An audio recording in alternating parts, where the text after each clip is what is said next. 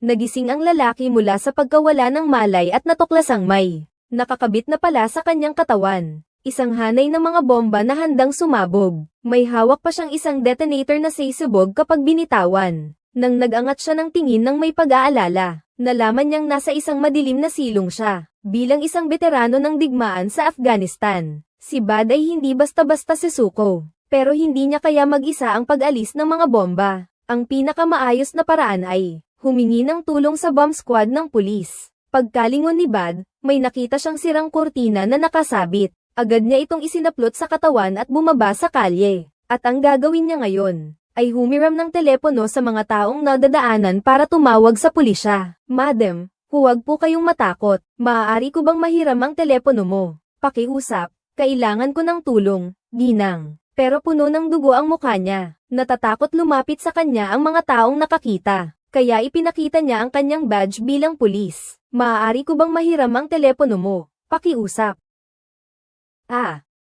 Hayaan mong tawagan ko ang emergency hotline ng pulis. Libre ang tawag na ito. Buti na lang at ito ay mas epektibo. Agad namang kinuha ng ate mula sa kanyang bag ang cellphone at tinawagan ng pulisya. Ako si Police Chief David Bade, gumagamit ng personal na cellphone. Kailangan ko ng agarang tulong sa Saltmarsh Street. Maaari mo bang ulitin ang iyong pangalan? Police Chief David Bade.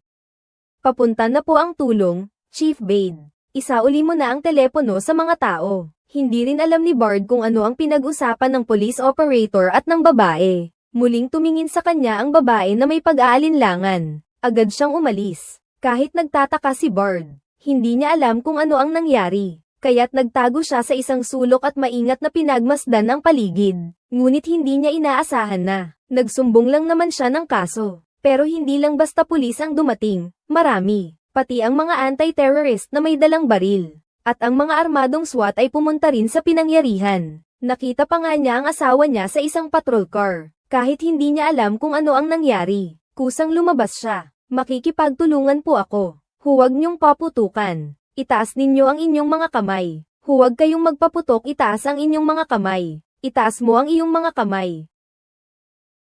Putang ina, umatras kayo. Ilikas ang lugar na ito. Natanto rin ni Bud sa sandaling iyon, na itinuturing na siyang terorista ng pulisya. Hindi ko ginawa yon. Suot ko lang to, pinasuot sa akin ng iba. Sinisikap niyang ipaliwanag kay Lorraine, ang dating amo niya. Pero ayaw siyang pakinggan nito. Dahil sa kawalan ng magagawa, sumunod na lang siya sa utos ng pulis at humarap. Dahan-dahan siyang naglakad papunta sa isang malawak na lugar. Nasa malawak na plaza na ang sospek, pwede nang barilin. Nakatanggap ng utos. David, maglalagay ako sa iyo ng walkie-talkie sa lupa, naiintindihan mo. Sinabi ko nang huwag kang gagalaw, Kunin mo ang walkie-talkie. Si Chief Lorraine ay umaasa na kusang loob siyang sumuko at umamin. Sir, makinig po kayo, binugbog po ako. Pagkagising ko, may nakasuot na akong suicide vest. Nakatali pa ang daliri ko sa detonator. David, dapat sabihin mo sa amin ang totoo. Tinatago mo ang koneksyon mo sa lalaking may peklat, at tinatago mo rin ang pakikilahok mo sa pagpatay kay Ministro Julia. Wala akong kinalaman sa pagkamatay ni Julia. Gusto ko siyang iligtas. David, sinayang mo ang tiwala ng lahat. Matapos ang isang walang saysay na pag-uusap, si Lorraine na ayaw nang makinig sa kanyang paliwanag ay agad na. Kaya naman ay napilitang umalis na lang. TSF. Lumapit sa likuran ko.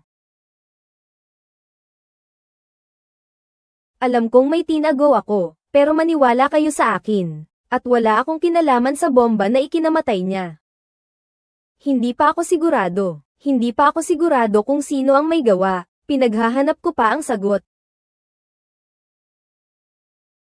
Nang mga oras ding iyon, dumating din si Chief Inspector Dick ng London. Agad niyang nakita ang bomba sa katawan ni Bade. At ito ay kamukha na kamukha ng bomba ng mga terorista sa tren. Para maniwala sa kanya ang Chief Inspector, dali-daling sinabi ni Bade na itinanim ang bomba ng leader ng mga masasamang elemento na si Luke. At iniwan din sa kanya ni Ministro Julia ang isang tablet na mayroong katibayan ng katiwalian ng punong ministro. Na-realize na baka nakikinig ang mga tao mula sa NSA. Nagsinungaling si Bard na nasa apartment niya ang tablet, sa itaas ng chandelier sa kisame. Pagkatapos ay nag-sign siya sa inspector. Naunawaan naman nito at sabay silang lumipat ni Bard sa ibang channel. Habang hindi pa nasync ang NSA, agad na sinabi ni Bard sa inspector na bilisin magpadala ng mga tao sa apartment para maghintay. Kung may mahuli tayong kainahinalang tao, ibig sabihin, may iba pang motibo sa pagkamatay ng ministro. At tama nga ang hinala ko. Di nagtagal, dumating na si Richard, isang ahente ng National Security Bureau, sa bahay ni Bade. Dahil pala matagal nang magkasabwat ang direktor ng National Security Bureau at ang punong ministro. Kaya naman hindi nila maaaring hayaang makalabas ang mga ebidensyang magpaparumi sa kanila. Walang pag-aalinlangan na pumasok si Richard sa loob ng bahay, at agad niyang inalis ang chandelier sa kisame. Pagkatapos,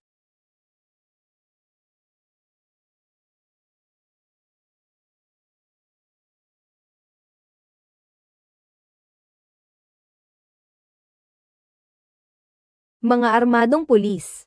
Bumaba kayo, ilagay ninyo ang inyong mga kamay kung saan ko makikita. Huwag kayong gagalaw. Agad na inaresto ng pulisya si Richard. Agad na ibinalita ni Inspector Dick ang pangyayari kay Bade. Pero kahit totoo ang sinabi niya, hindi pa rin ito mapapawalang sala ang kanyang sarili. Dumating naman ang pinuno ng anti-terorismo sa London. Dahil wala ring matibay na ebidensya si Bard, na hindi siya terorista. Para maiwasan ng anumang hindi inaasahang pangyayari, agad na inutusan na lumikas ang lahat sa ligtas na lugar. Malinaw na ito ang hudyat na papatayin siya. Pakiusap. Pakiusap. Pagpatay ito.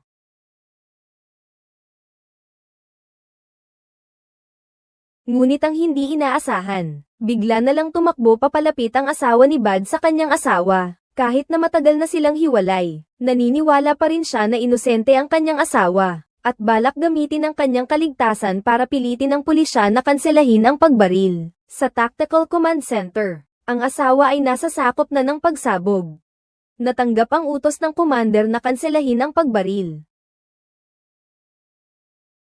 Tinawagan ni Bade si Annie Sampson. Annie Sampson, hahatid ko kayo sa ebidensya para mapatunayan ang aking pagiging inosente. Manatili kayo dyan. Hindi pinansin ni Bade ang babala ng mga pulis. At kasama ang kanyang asawa ay dahan-daang naglakad patungo sa kanilang apartment, dahil ang tablet na mayroong katibayan ng kanyang pagkakasala, ay itinago nga niya sa apartment, kahit na ang punong ministro at ang National Security Agency ba ang nagsabuatan para patayin ang ministro. Ang pinakamahalaga ngayon ay ang paniniwala ng pulisya, sa sarili nilang kakayahan na maalis ang bomba, sapagkat kung buhay siya, may pagkakataon pa siyang malaman ang katotohanan. Dahil hindi matiyak kung mayroong tauhan ng kalaban sa istasyon ng pulisya. Pinapasok ni Bade ang kanyang asawa mag-isa sa apartment. Umakyat siya gamit ang lubid patungo sa sementeryo sa likod ng apartment, at nagsimulang maghukay sa lugar na tinukoy ni Bade.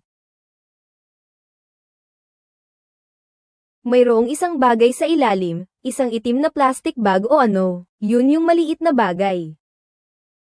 Agad namang kinuha ng asawa ang tablet. Doon lang pumayag ang pulis na tulungan siyang alisin ang bomba. Pero para sa kaligtasan, gumamit sila ng robot na kontrolado ng isang bomb expert. Ginabayan nito si Bad sa pag-alis ng bomba. Kumuha muna siya ng gunting sa bag. Maingat na gupitin ang tape na nakapulupot sa hinlalaki. Pagkatapos ay kumuha pa ng isang non-metal na pambalot. Ipinatong niya ito sa ilalim ng hinlalaki, para masiguro na hindi magbabago ang pressure ng disable switch. Panghuli, idinikit niya ang pinutol na tape sa pambalot sa ilalim ng hinlalaki. Sa ganitong paraan, tuluyan nang mawawala ang pamamanhid ng daliri niya. Ngunit ang pagsira sa controller, ang talagang delikado. Sa gabay ng isang dalubhasa sa pag-alis ng bomba mula sa malayo, dahan-dahan at may pagpipigil ng hininga na kinuha ni Bad ang mga pliers, at agad na pinutol ang unang wire sa controller. Mabuti na lang at walang nangyaring hindi inaasahan. Dahil may natitira pang isang crucial na pulang wire, ipinaalis ni Bad ang lahat ng tao sa paligid niya. Sapagkat sa pag-alis ng bomba, walang sino man ang makakapagtiyak ng walang kamali-mali, lahat ay umatras. Umalis na kayo, layo. Huminga ng malalim si Bade, buhay o kamatayan na ito. Ngunit ang hindi nila inaasahan, habulin ninyo siya, dali, dali, dali.